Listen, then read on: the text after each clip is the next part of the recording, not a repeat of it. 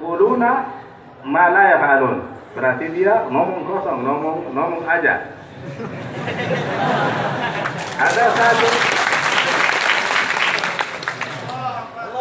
Ada satu cerita. Sayyidina Ibrahim ibn Adham itu wali wa alim wa salih. Kalau dia dalam khutbah, kalau dia suruh di majlis taklim, setiap orang ikut yang dia suruh, yang dia ucapkan, mereka ikut. Terus ada orang Buddha banyak datang kepada dia, bilang,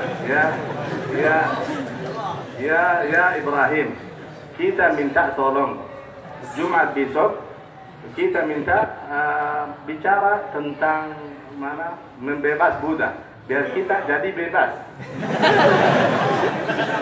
Buddha kan.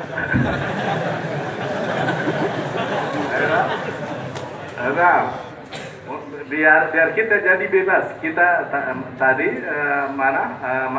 masih belum merdeka, belum bebas.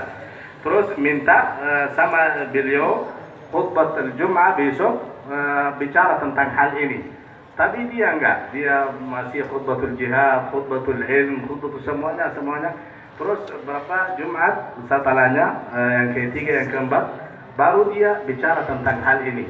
Habis khutbah, sebelum berangkat dari masjid, semuanya yang punya budak dibebaskan. Sebelum pulang ke rumah, dari masjid aja, kan ikut salat kadang-kadang. Dari masjid, kalau salat Jumat enggak wajib untuk orang Buddha, perempuan enggak wajib, Buddha enggak wajib. Kalau dia ikut boleh, kalau enggak ikut enggak wajib. Terus yang ikut salat Jumat dibebas sebelum sampai rumah. Terus mereka datang kepada dia, pertama untuk syukur, terima kasih untuk. Tapi juga mereka mau mau tanya, kenapa terlambat gitu? Dia bilang, ana enggak pernah suruh kalau saya enggak lakukan. Ana enggak punya uang, ana enggak punya budak. Ana tunggu sampai ana ngumpul uang, ana beli satu orang, ana bebasin, baru ana bicara tentang masalah.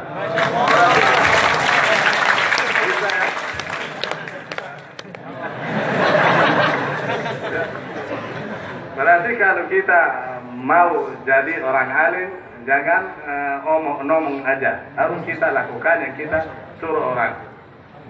Itu Rasulullah SAW, dia enggak suruh kita jadi amanah, tapi namanya Al-Amin. Dia sebelum Ar-Risalah, dia namanya Al-Amin di Makkah. Dia enggak suruh kita, ayo mana?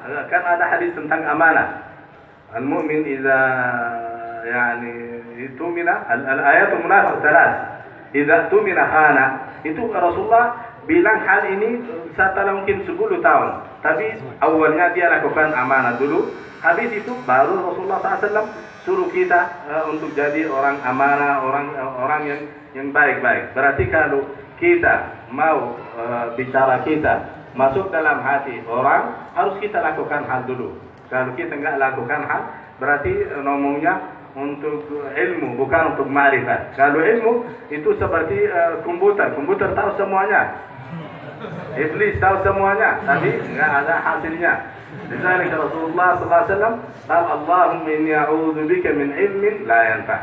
Berarti kalau ilmu kita enggak ada manfaatnya, enggak ada hasilnya, berarti na'udzubillah itu mungkin jadi lebih bahaya.